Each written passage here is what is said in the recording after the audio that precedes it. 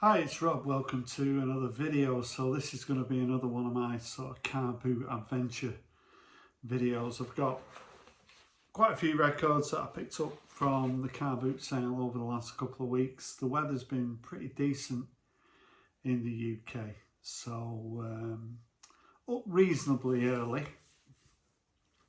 and see what I could find, and I've been quite successful. There's some pretty interesting stuff here. So I just wanted to mention that I am going to be, it's pretty close to doing 200 videos on my channel. So I think this is the 196th video on my channel. And I've been doing this for 6.5 years. So yeah, I'm sticking to it. I want to thank everyone who sort of has subscribed to my channel since day one. There's a lot of people who have been here for a long time. And there's people who have sort of just got on board. So I want to thank everyone. I've mentioned before, if anyone ever leaves a comment, I always reply. And that's one of the reasons I do this. I just love the interaction. So let's get cracking. I've got quite a few records to show. So this one's a record that most people have got. Big seller in the UK, Architecture and Morality from 81. There's a few different covers to this. So this was in a bottle, it was only £1 this. This is another record that I think in the past I gave away as VCLT, and I kind of regretted it in a way, but I thought it's one that you can pick up relatively easily. So this one, I think this is the third album. Well, this is the most successful album by Orchestral Manoeuvres in the Dark, or OMD, however you want to call it. I mean, in the sort of early 80s, there were a lot of duos, Blancmange and Tears for Fears, and there's Yazoo, or Yaz if you're in America. There was Soft Cell. There was loads of them. But I suppose Orchestral Manoeuvres in the Dark, there was 2 of them, but they did have kind of a bit of a band with them as well. But yeah, the big hit off here would be sort of Souvenir, Joan of Arc, Maid of Orleans, and they still sound really good. So please have this in the collection for £1. Also, this was £1, 10cc's greatest hits, so you can't really go wrong with this. When I go to the record fair in Stockport, I actually stop at the traffic lights outside Strawberry Studios, which is where 10cc did a lot of their recordings. Pretty famous building in Stockport. So yeah, phenomenally successful. One of the most successful bands of the 1970s, I suppose, alongside bands like the Electric Light Orchestra and Queen. My favourites on here would be Life is a Minestrone, Dean and I. I've always liked Dreadlock Holiday and Mandy Fly Me. It's, when you listen to this, you just realise how great 10cc were. And yeah, in the 1970s, it's pretty hard to sort of beat their single success. So please have this one for £1.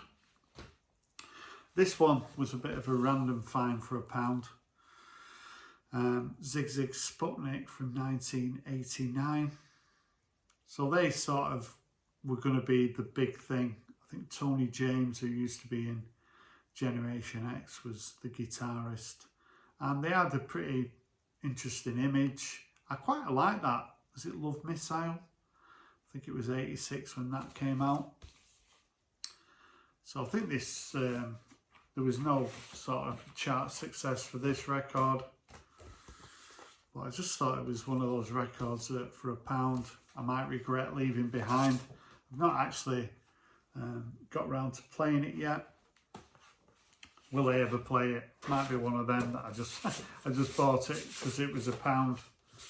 That won't go in there, but yeah, it's got a nice inner, and that is a little bit of a full-on font in it. There's too much going on there. I'm not sure who approved that.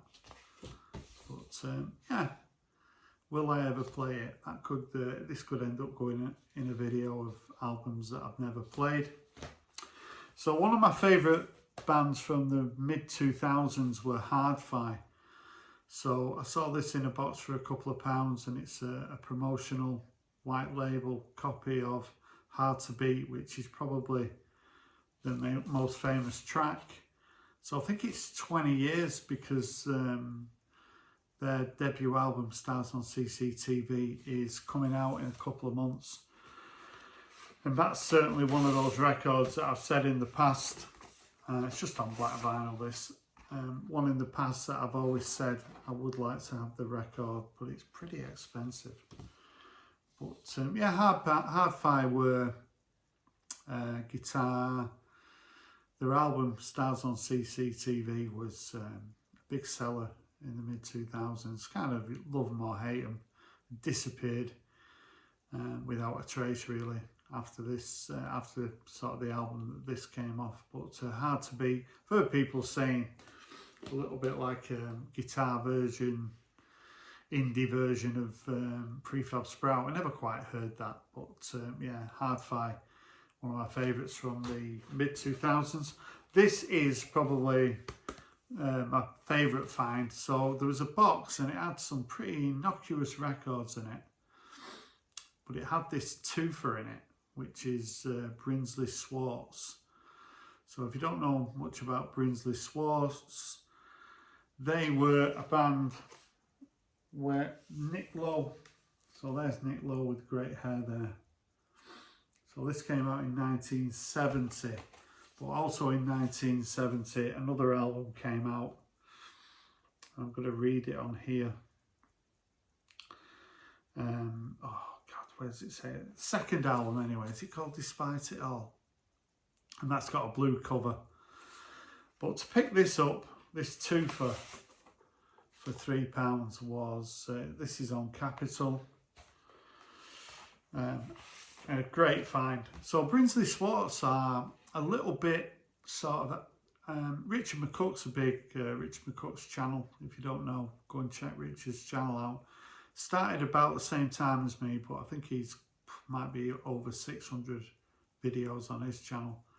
But Richard's someone who spoke about Brinsley Schwarz, and I checked them out, found out I really liked them. The first album, the self-titled album, is very much sort of Crosby, Stills and Nash and Young. The second album has maybe got a slight more of a groove to it, a track called Country Girl, certainly a highlight, the opening track.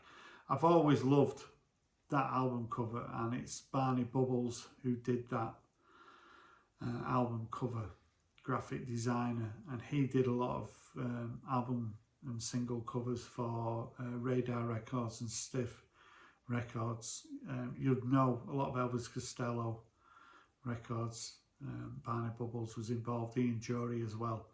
But this is a fantastic bit of artwork, and yeah, I don't see many people talking about Brinsley Schwarz, but certainly this was probably my favourite find of the last couple of months. This is a little bit more of a sort of meat and potato, bog standard sort of guitar band from the late 80s, the Darling Buds. I think I showed a 12-inch recently. So this is an album that was £4. There was a guy had a decent sort of couple of boxes of records. They were priced pretty well. So this is one that I've just never got round to picking up. So Darling Buds,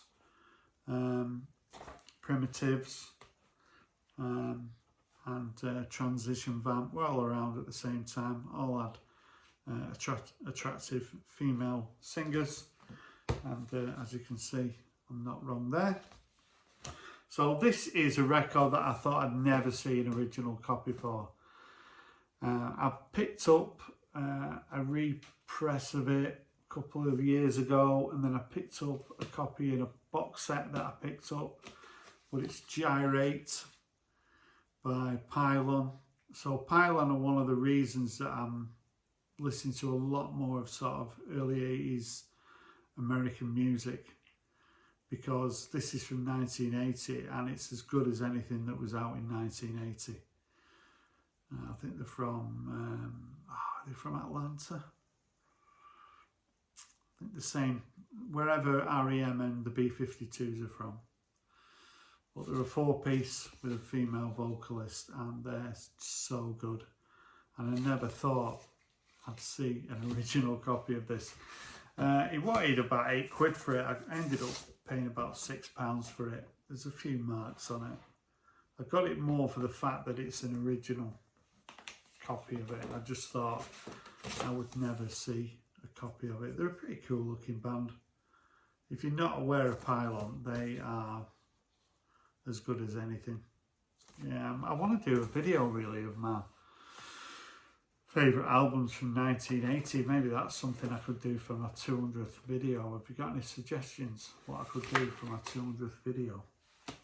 I don't know, but yeah, Pylon Gyrate is a great album from 1980. I just wanted to mention, this week has been like such a happy week for me.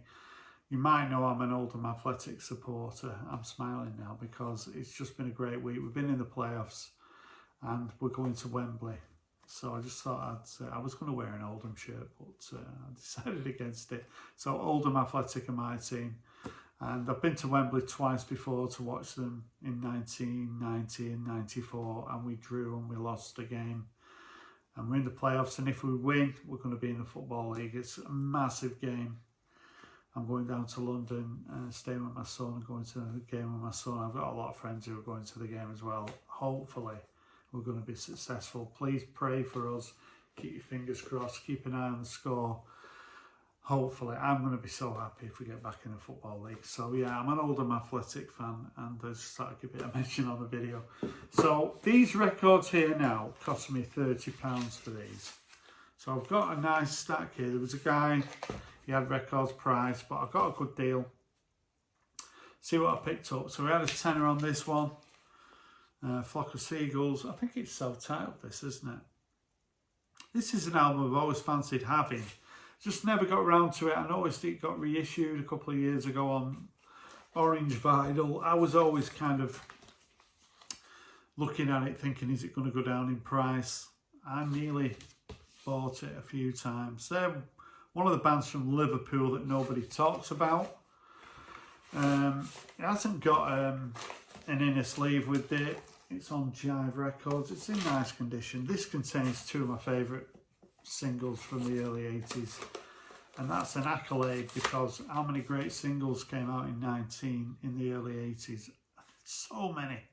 But I Ran and Space Age Love Song that are on here, they're the two best tracks on the album. There are some pretty good tracks on this album. I'm not too sure about that album cover. I don't know what you think about it. It's one of those that I've always, it's a bit Marmite, isn't it? Sometimes I like it and sometimes I don't like it. I think I actually like it today. But yeah, Flock of Seagulls, they were sort of derided a little bit, weren't they? Because of the haircuts were a little bit dodgy. They released a couple of albums, but this was certainly their highlight. I know that John Hughes, the director, used a lot of really good sort of 80s music in his films, and I think he was partial to a little bit of Flock of Seagulls. Also, a little bit of a dodgy name for a band. I actually quite like it. I always used to sort of take the mickey out of Flock of Seagulls, and maybe that's why I never bought this album, but I'm pleased to have it now. So it probably, with all the prices, probably got it for about £6. I was pleased to see this comp. So this is something that I'm not sure whether I've seen this before on record. I do have I might have the film. I've certainly got the CD, but it's a double album of John Lennon. So yeah, there's some really good sort of tracks on here. I don't know if, I'm sure if you're a John Lennon fan, this is one that you've got in your collection. But it's just something I'd never seen before. Strawberry Fields Forever, Day in the Life, Help, Real Love's on here. Just Like Starting Over, Beautiful Boy, Woman, Imagine, you know, there's some, John Lennon certainly produced some great music, and he's on the back as well. I'm always sad when I see him, because he was saying, when you think he was only 40 when he died, when he was murdered, you know, 40, I mean, I'm 60, I've got another 20 years that John Lennon didn't have, you know, and Yoko's still alive, and look at him there, you know, makes me sad. But the music, you know, you can't knock John Lennon. Yeah, so pleased to have this Imagine album. So here's one of my favourite American artists, it's Curtis Mayfield. So as you can see, I picked up some decent records from the car boot sale. So this is an original, it's a cutaway. He wanted a tenner for this, which isn't a bad price, but I did get him down a little bit. So Curtis Mayfield, for me, is, I mean, the inner sleeve's a little bit sort of damaged, but the record's in good shape. So Curtis Mayfield is probably my favourite American singer. I put him on a par. I even like him more than Stevie Wonder, and I love Stevie Wonder as well. But Curtis Mayfield in the sort of 70s, I've got a box set of his records. This is in it. But when I saw like an original, I thought, yeah, you just don't see Curtis originals. Back to the World. And this is such a nice album. But like Stevie Wonder, I mean, Stevie Wonder was so prolific in the 70s. And then what has he done? What has he done in the last 40 years? Or 45 years? I don't know. I don't know what he's done, really. I mean, I went to see Stevie Wonder in 2014 in London, and he was great. But yeah, Stevie Wonder and I mean, I named my cat after Curtis. I mean, he's here next to me. I'm not going to pick him up, but yeah, Ian Curtis and Curtis Mayfield are the reasons I've got a cat called Curtis. But yeah, please have it. I think it's from '73, this, and yeah, it's in good shape. 2 to go, and this is an album that a lot of people have got. Debut by Peter Gabriel. Is it from '77? This. So this is in nice. This is an album I always thought I had, but I didn't have it, because I get mixed up which albums I've got and which I haven't got. I've got the other Peter Gabriel early albums, but this is one that I've never had. It's in such nice condition as well, for probably a £5. You know, the inner sleeves really nice. Salisbury Hill's on here, which is one of my favourites from '77. I just think it stands out. And Games Without Frontiers is a great single from 1980, and Sledgehammer as well. But there's more. This is a really good record, this. I've never heard it before.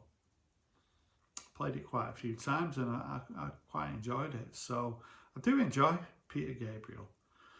Certainly his early albums anyway. And this is a Hypnosis cover as well. It's a pretty nice album cover. So yeah, got this Peter Gabriel album in the collection, self-titled. Finally, I've got this Primitives record. So as I showed the Darling Buds before, the Primitives were around similar time, sort of 87, 88. So these are sort of early recordings between 86 and 88, before their debut album came out. And this is quite an interesting record. It's a little bit more sort of indie sounding, a bit more experimental. Tracy's the singer.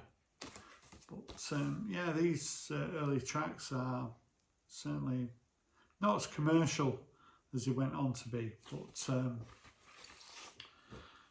actually getting into the Primitives, probably 35 years too late, but yeah, you can pick the records up for a reasonable price, and please have that in the collection. So as I said, that's video number 196. As I said, if you've got any suggestions for, keep it clean, I'm not going to do like a naked 200 video or anything like that, but if you got any ideas what I could do, I'd love to hear from you. Thanks for watching, and bye for now.